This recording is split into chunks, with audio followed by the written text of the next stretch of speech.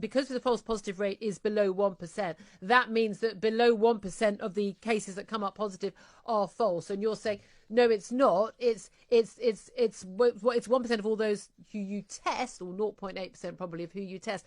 And given that we have such a tiny, tiny number of people who are testing positive, around the same numbers, it means that something like in the region of 9 out of 10 of the tests that are coming up positive, people are told you have COVID, may not actually have COVID at all.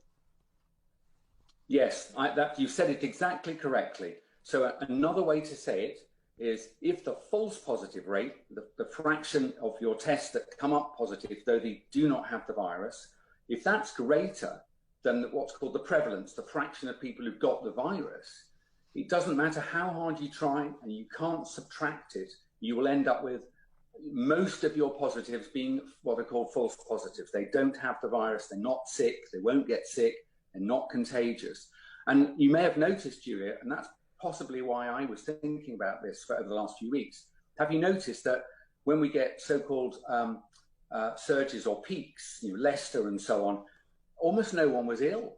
And that figures now, because I think between 5 times and 10 times the number of only 1/5 or 1/10 actually had the virus. These are the ones that are true positives. And so the problem is, if the false positive rate is higher than the prevalence, you cannot use the assay. There's nothing you can do to fix it. And I believe this, let me just finish this one sentence. It may sound controversial, but unless they can fix this assay, I believe they should stop Pillar 2 testing, because there isn't an assay that can do other than I have described to generate mostly false positives. So this isn't that, this is a peculiarly poor test. It's just this kind of testing in the community. And this is the big difference between testing in hospital and testing in the community. Testing in hospital, we call Pillar 1 testing. In the community, Pillar 2. Now, when you're doing Pillar 1, you're testing people who are already ill.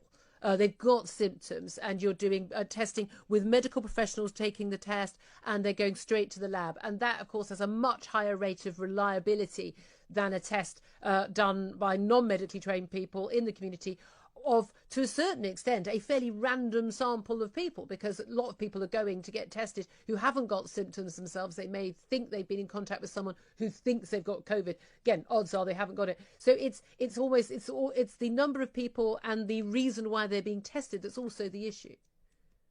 Yes, you said it right. So the Pillar 1 test in hospital, certainly just to take us back to that ghastly month of March, where we were at the peak of infections, and then in April, about April 10th, we saw the peak of deaths, and then for the last 6 months it's fallen continuously. But back in March, I've looked at the data, and fully 30% of the people who were sampled were positive. So now it's 30% who are positive, and then 0.8% who are false positive. Basically, the effect there is, instead of 30 out of 100 being positive, and they do have the virus, you get 31. There's one. So you can see now the effect of false positives is irrelevant. Yeah. But now, when there's almost no one who's got it, an average member of the public, ONS says it's about 0.1%, 1 in 1,000. 0.8% is this fixed false positive rate. It's generating 5 to 10 times more false positives than real ones. And earlier in the summer, it was 20 times. So it's got to stop. They must not use this assay. It's producing catastrophizing.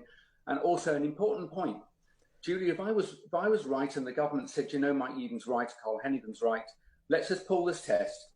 There's nothing else actually happening of any great note. Yes, there are some in hospital. Yes, there are some dying. But as compared with the thousands dying every day, we're down to about 1% of that. And there actually isn't any fear that the government could provide. So it crosses my mind. I don't know why. I'm not making a conspiracy, but if they wanted us to be fearful, the best way to do it is carry on using a test that produces mostly false positives, because wherever they travel, that's what they'll get.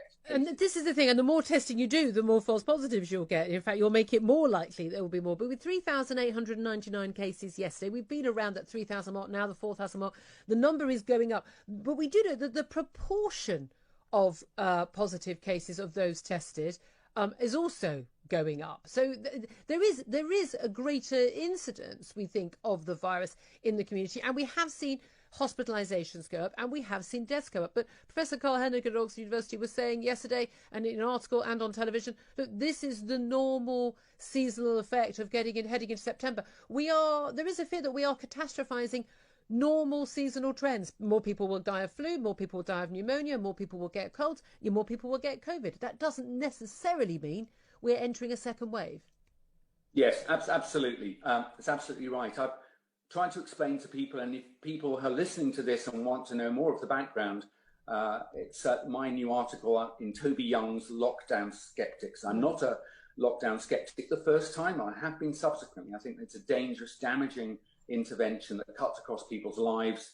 And worse, it doesn't actually stop people catching the virus. They just get it later. So I don't think it saves a single life, but it deprives us of access to the NHS. Everybody knows that NHS access, they're trying their best, but they've been told for some reason to keep the loading of patients light. Seriously, this is my first claim, and it's true. They're keeping the loading on the NHS light, which is why you can't get the treatments and surgeries you want, because they're planning for a second wave. Julia, if you just give me 5 seconds, I just want to repeat the strong request to Matthew Hancock and to Professor Ferguson. So if you believe there's going to be a second wave, then you must have evidence for that. What is the underlying evidence that you're resting your case on? Because you seem to think there'll be one, and you're planning for it, and you're depriving us of the NHS, and you're prepared to lock us down to avoid it. But I've looked, and there's no evidence in the literature whatever. And as Carl Hennigan says, we're definitely not in a second wave at the moment. When you look at the data, honestly, there are more cases, but for the reasons Carl Hennigan said, I think at most we're in a second ripple. Okay, thank you very much for joining us, Dr. Mike Yeidan, former Chief Scientific Advisor with Pfizer, looking at those figures. Really appreciate you joining us. Great to speak to you. 8:18 is the time. A quick word from Benjamin Butterworth, listening to all